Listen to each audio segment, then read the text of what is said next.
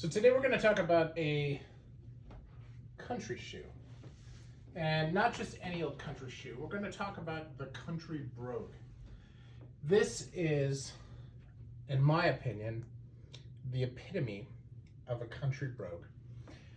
It does not have 5 eyelets. It has big, large brogue holes, which really roots back to the origins of a brogue shoe, which was not layers of leather, but rather a single piece of leather that had holes in it in order to drain the water from the shoe, because at the time, if you lived near a river and you had to cross the river, you walked through it. Now, that is almost like an old wives' tale. It's very old, but it is verifiable as you read history, that is the origin of the brogue shoe. And as you look at country shoes, they've really done this with these big brogue holes to make it much more casual. Now, if you think about the derby, a derby is a little bit more casual than an Oxford anyway, because it has this open facing, okay, which is here. And it has a single piece tongue that's attached to the vamp. In most cases, there are hole cut derbies, but there are, in most cases, there's a patchwork of leather all around it that is layered upon it and craftily put together. Now, this is a very interesting example because nearly all of the pieces are attached. So this is one piece here, and then it has the heel cap there. Okay, it has the main vamp here, and then it has a toe cap, which in this case is a wing cap, right there. Now, it's called a wing because this is the top of the cap, okay? And then it has these wings that protrude on either side. This is not the wing, although a lot of people cheat and say, it makes a W, therefore it's a wing. It's not really the way it's all set out. And you have to really think about how the leather looks when it's not on the shoe to kind of see how that is. But designers will look at the country brogue as they will in all brogues.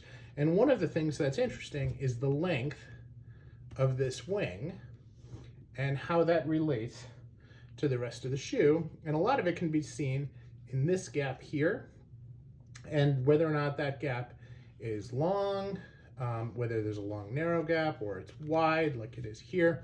All of that is part of the shoe design that the shoemakers really look at and say, this is our interpretation of this shoe.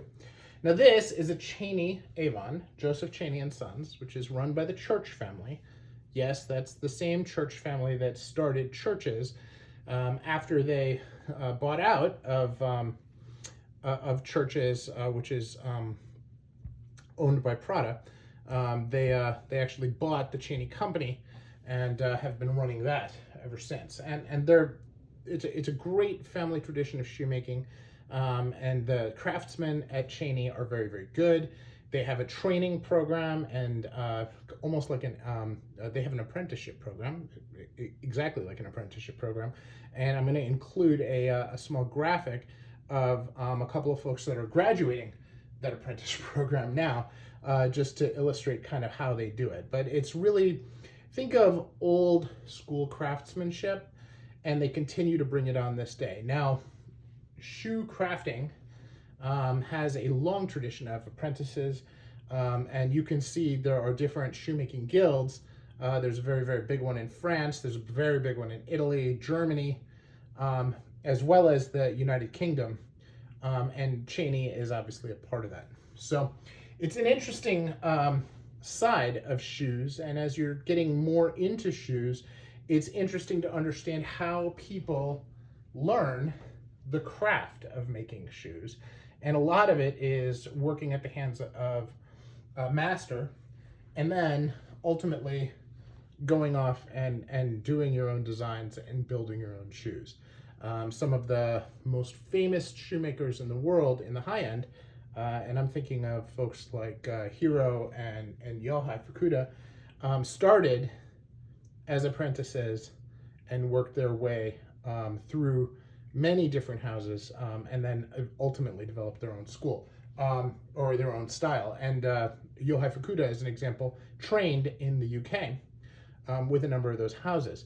And there are, I believe, there are like shoe manufacturing guilds, and then there's also the bespoke making guild, which whether it's a different guild or not, I'm not sure, but it's obviously a different skill set to make the shoes on a machine versus entirely by hand. So it's interesting. And for those of us who are really into collecting shoes, understanding that skill set is part of what attracts us to thinking at some point in our lives we might be willing to invest in that bespoke shoe because of the level of craftsmanship that goes into it. Not to say that there isn't a ton of craftsmanship in a manufactured shoe like this. There is. It's just different. So one of the things that attracted me to this shoe first was this medallion. I really think that that is a classy medallion. It's very different. I mean, it is a fleur-de-lis pattern, but it's a different fleur-de-lis pattern. And I do like it. I like the way it's spread out. And I like the way the heel cap matches the line on the derby piece, on the quarter, because I think that that is very interesting as well. Yeah, I like the way the top line brogues really touch here on the heel cap brogue. But this line here is very different to me. And I thought that that was fascinating. So they have grommets for the eyelets, which is nice. It has 4 eyelets, which is different. So let's talk about eyelets for a second. And to do this, I'm going to actually bring up a couple different shoes just for comparison's sake. So we'll look at 3 different ones. Now, as I'm gonna tie these tight so you get an understanding of what it looks like, just to see, right? So this is a 5 eyelet derby, right? This is a Budapester. It's the same style, but you'll notice that the brogue holes are very, very small, both on the medallion and on the thing. You notice this wing portion here is extremely long, so there's like a little narrow gap there compared to here, where it's shorter. Okay. This has no eyelets. This doesn't even have the hidden eyelets on the inside, right? And this is a Vass Budapester on the new Peter Last. So a little bit different there. This is more formal than this is.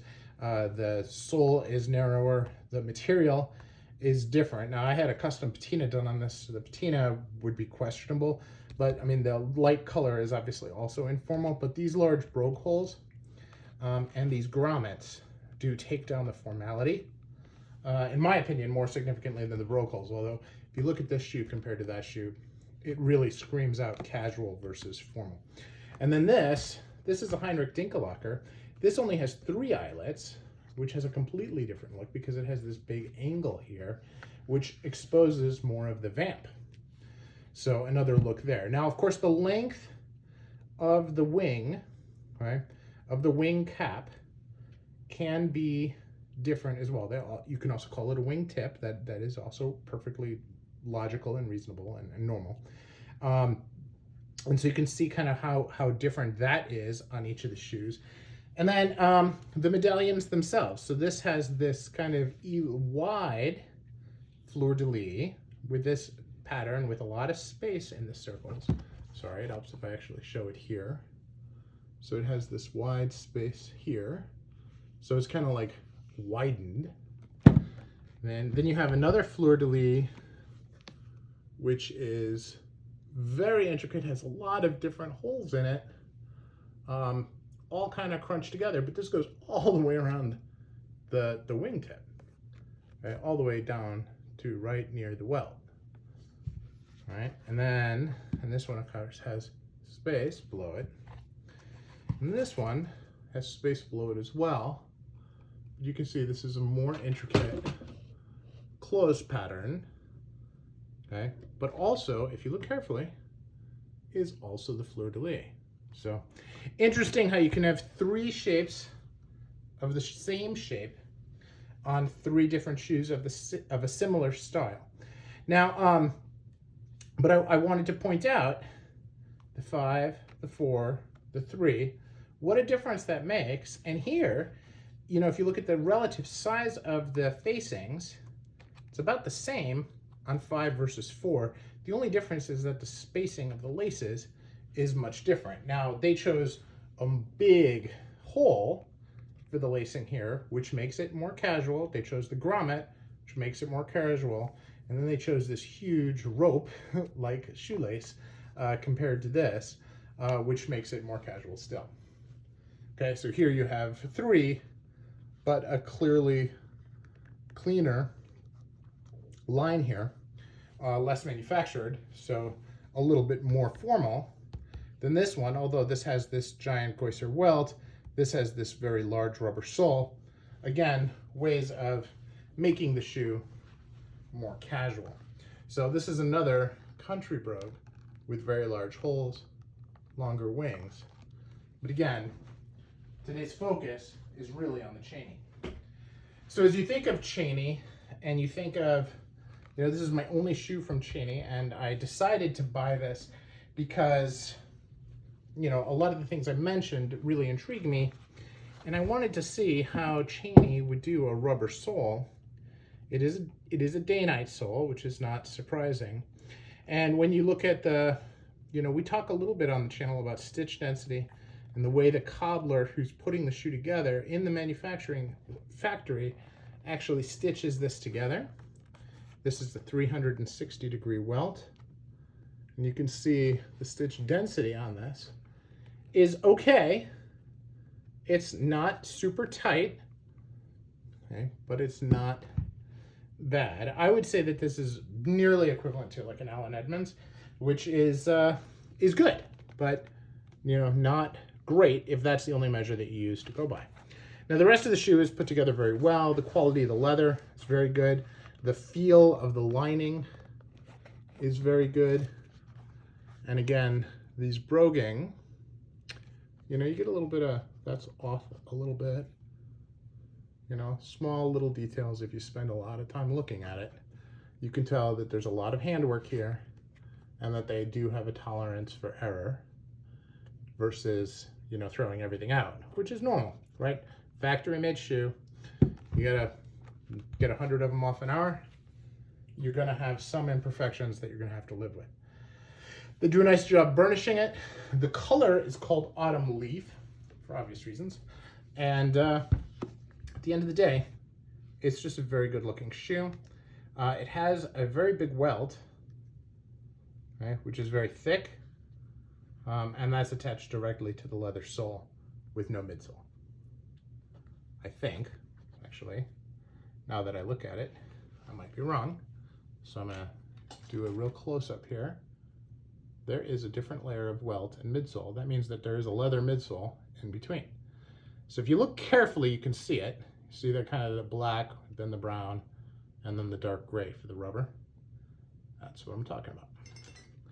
So sorry about that. I got fooled by the lighting. So this is Cheaney. My experience wearing them is that they're comfortable. They're comfortable all day long. The lining is well put together. There's, if you look at the inside, they have the suede on the inside of the heel.